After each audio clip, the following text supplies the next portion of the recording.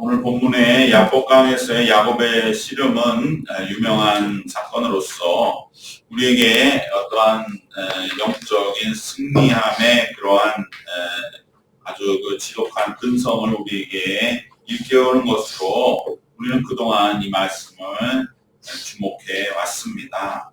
그러나 우리가 한편 생각해 볼 때 야곱이 이런 승리를 거둔 것이 단지 그의 근성과 어떤 승부욕과 완력으로만 이긴 싸움을 이길 수 있었을까? 상황을 너무 우리가 단순하게 볼 것이 아니라 이 싸움을 맞이하게 될 때 야곱의 상황이 어떠했는가? 또 그가 어떠한 과정을 통하여 이 싸움에서의 결과를 이렇게 가져왔는지를 보면 우리는 많은 깨달음을 얻을 수가 있습니다. 그 중에 한 가지 우리가 그동안 놓치고 있었던 게 무엇이냐? 바로 야복강에서의 이 정체 모를 사람을 만나기 전에 야곱이 그의 예물을 보낸 것도 우린 잘 알지만 그 전에 뭐가 있었느냐? 바로 오늘 본문 9절에서 12절에 이르는 야곱의 기도가 있었다는 것이죠. 야곱의 기도로부터 오늘 본문은 시작을 하면서 9절, 10절, 11절, 12절에서 야곱의 기도를 적어 놓고 있습니다.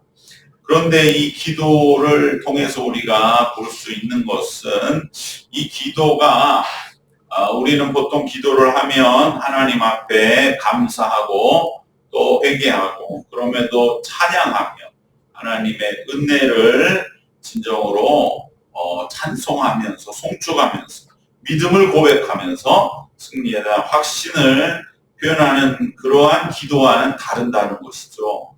오늘 이 야곱의 기도는 우리가 천천히 읽어보면 아주 불완전합니다. 단순하고 1차원적이고 그저 위기에 몰려서 다급하게 드리는 기도라는 면이 역력하게 나타납니다.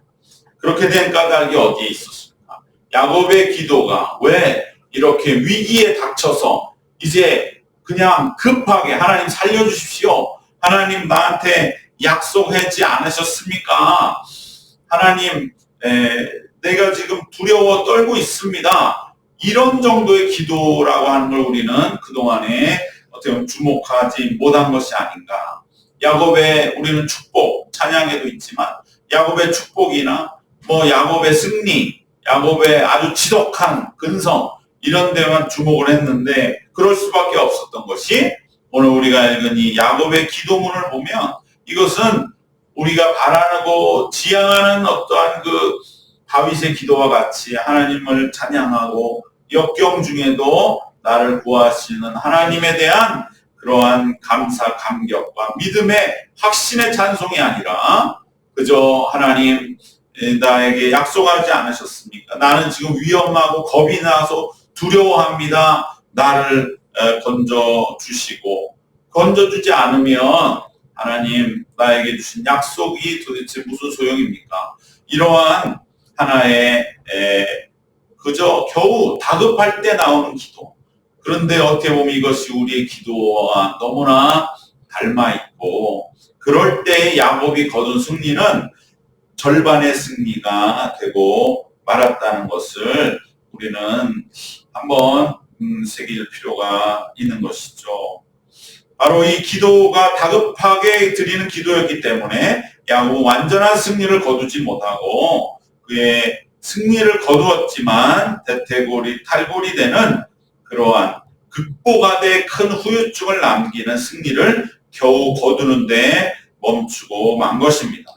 그러기에 야곱의 위기 극복은 절반의 승리인 것입니다. 물론 지지는 않았습니다. 그러나 결코 우리가 바라거나 원하는 승리는 또 아니다라고 말할 수 있는 것이 너무나 큰 이제 평생의 어떠한 하나의 큰 불구의 몸으로 살 수밖에 없는 그 이제 대퇴골의 탈골 그 일을 후유증으로 겪으면서 거둔 승리. 어떻게 보면 많은 오늘날의 신앙인들이 세상과 또 싸우며 때로는 세상의 여러 가지 일들을 극복하며 살 때에 우리는 보다 더 완전한 승리.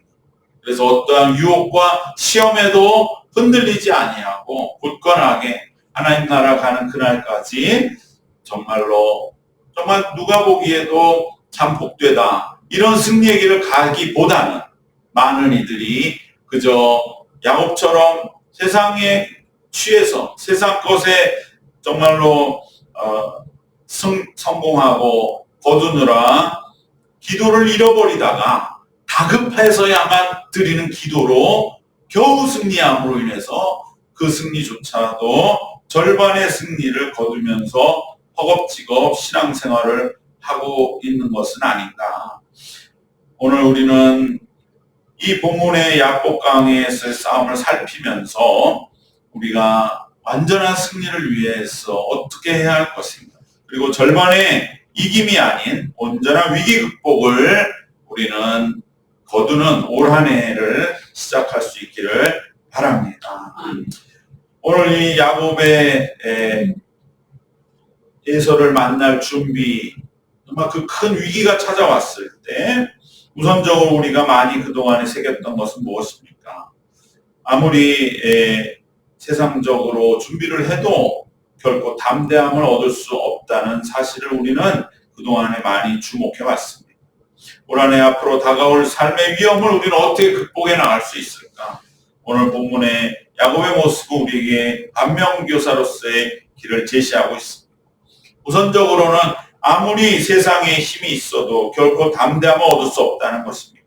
아무리 강성하고 아무리 위기를 대비했다 할지라도 참된 담대함을 얻지 못합니다. 그것이 바로 우리가 너무나 잘 아는 자기의 예물들을 정성으로 준비해서 미리 보내면서 3차에까지 종들을 먼저 보내고 에서가 1차, 2차, 3차를 만날 수 있도록 다 미리 보내는 그 야곱의 모습 속에서 아무리 철저하게 준비되었다 할지라도 하나님이 주시는 의로움과 담대함이 없이는 우리는 위기 앞에서 늘 마음속의 불안을 감출 수가 없다는 것입니다. 야곱은 힘 있는 형 에서 곁을 떠났다가 20여 년 동안에 이제 힘을 길러서 떠나왔던 곳으로 지금 돌아가고 있습니다. 본문 야곱의 기도에도 나타나는 10절의 말씀과 같이 두 때나 이루었다고 하나님께 보고하며 감사를 명시적으로 표현하진 않지만 감사의 마음을 암시하는 그러한 고백도 하고 있습니다. 그러나 여전히 야곱은 불안하고 두려워하는 것입니다.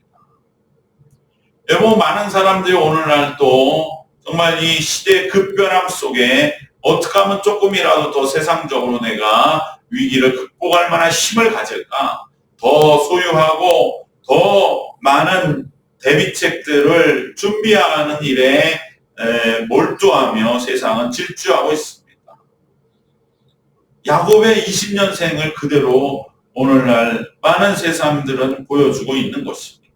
그래서 가족도 대가족을 이루고 종들도 또 많은 예물도 넉넉하게 준비를 하는 그러한 인생이 되기를 바라면서 미래를 대비합니다. 그러나 그것이 진정한 대비가 되는 데는 한계가 있습니다. 많은 사람들은 여전히 어떠한 세상이 우리에게 펼쳐질까? 일전에도 말씀드린 것처럼 이제 공장에서 일하는 로봇들이 이젠 정말로 사람의 동작에 거의 유사한 그러한 모습으로 물건을 나르는 동작을 시연했을 때 사실 많은 사람들이 충격을 받았어요. 이거는 실제구나. 그동안 로봇이 나와서 춤을 추고 권투를 하고 하는 거는 오히려 쉽다는 거예요. 그거는 그냥 그런 기계의 동작을 취하도록 만들면 되니까.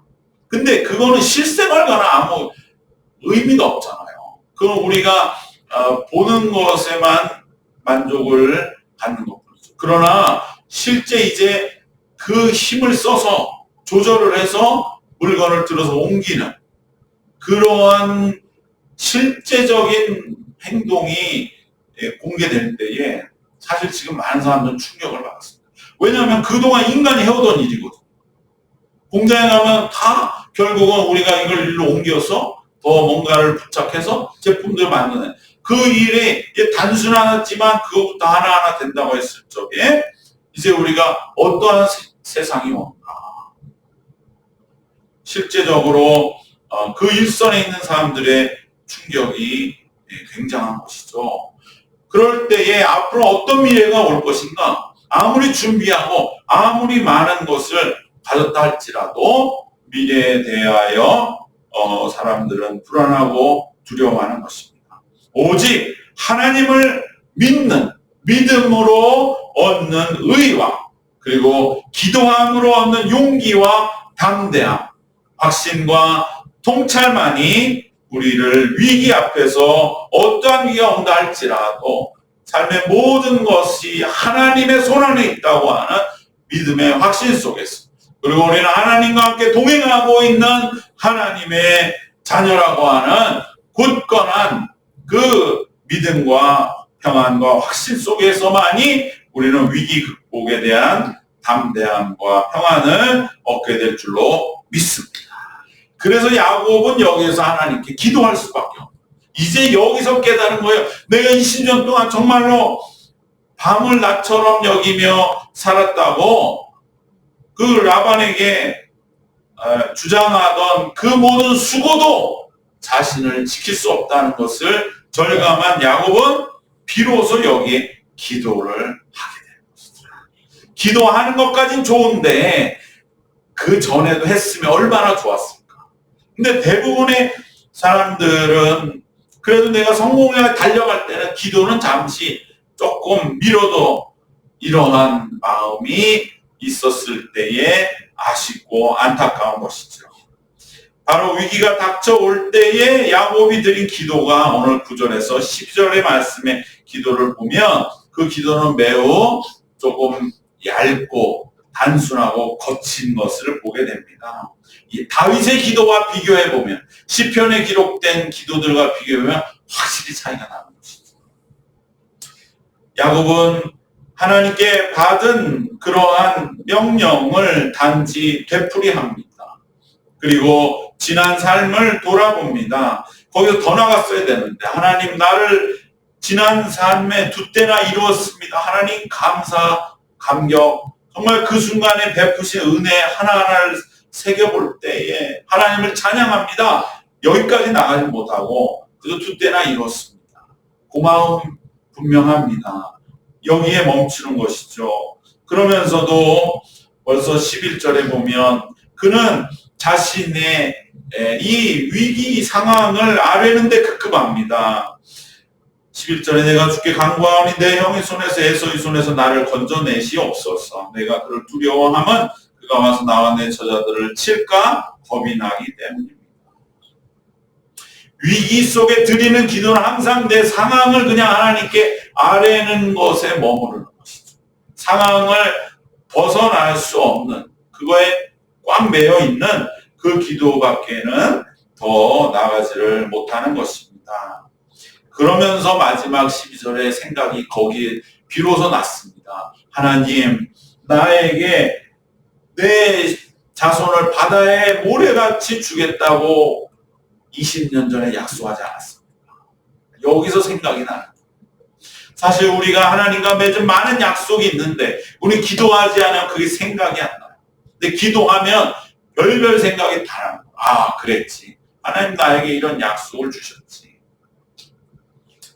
야곱이 라반의 집에서 21년을 지내는 동안 그는 세상적으로 소위 뭔가를 이루기 위해 몰두하느라 기도 생활에 전념하지 못했음을 우리는 이 기도를 통해 짐작할 수가 있습니다. 진솔한 회개와 믿음의 고백이 없이 위기 앞에서 드리는 1차원적인 기도였습니다. 우리가 드리는 대부분의 기도, 우리는 더 기도가 깊어지고 정말로 하나님과의 그 막 영적으로 뜨거운 그러한 하나님과의 사귐과 그 만남의 기도를 드리기를 원하지만 대부분 우리의 기도는 1차원적이고 정말 내 스스로 알고 있죠. 내가 어떤 기도 드리는가. 그저 기도 나오지 않는 기도를 기도문을 열기 위해서 몸부림치는 기도에 머물고 이제 하나님과의 숨통이 좀 트이면 하나님 이제 됐습니다 하고 바로 이제는 우리가 더 나아가지 못하는 그러한 기도. 야곱은 오늘 그 기도를 우리에게 보여주고 있습니다.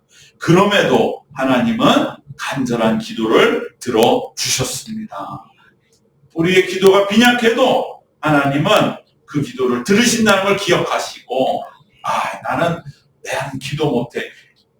나는 그렇게 말하지 말고 우리는 하나님 어떠한 기도 들어주시는구나. 내 스스로 기도문을 써놓아도 민망한 기도. 정말 내가 하나님 나는 언제까지 삶에 이렇게 눌려야 됩니까? 하나님이 내게 주신 은혜를 하나도 못 보면서 그냥 내 삶이 힘들기만 한 그 기도. 하나님이 그럼 날 사랑하냐 이 말이에요. 사실 내가 하나님의 사랑을 느끼지 못하면서도 이상하다고 생각하지 않아요. 이상한데 하나님 나를 사랑하는데 왜 나는 힘들지? 이게 이상한데 그 이상한 게 아니라고 생각하든지 아니면 뭔가 내가 지금 뭔가 내 자신에 대해서 알아보지 못하고 있다고 하는 것, 그 사실을 외면하고 있든지 뭔가 내 영적으로 지금 문제가 있는 것을 정말 하나님 어떻게 해야 됩니까? 무엇부터 내가 하나님 앞에서 이제는 하나님의 인도를 받아야 됩니까? 그렇게 정말 우리는 그러한 기도밖에 드릴 수 없지만은 그러한 기도라 할지라도 하나님은 응답해 주셨습니다.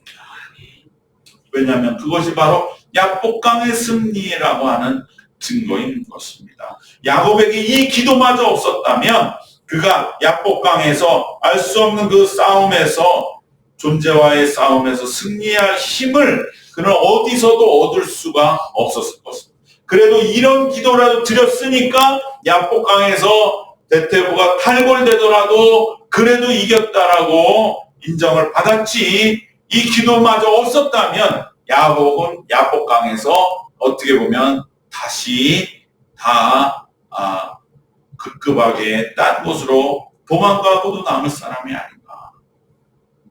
결국은 우리는 아무리 빈약한 기도라 할지라도 기도하면 하나님은 위기를 이기게 하시는 기초적인 힘을 주신다고 하는 것을 기억하면서 내가 기도를 깊게 하건 얇게 하건 아무 상관없어요.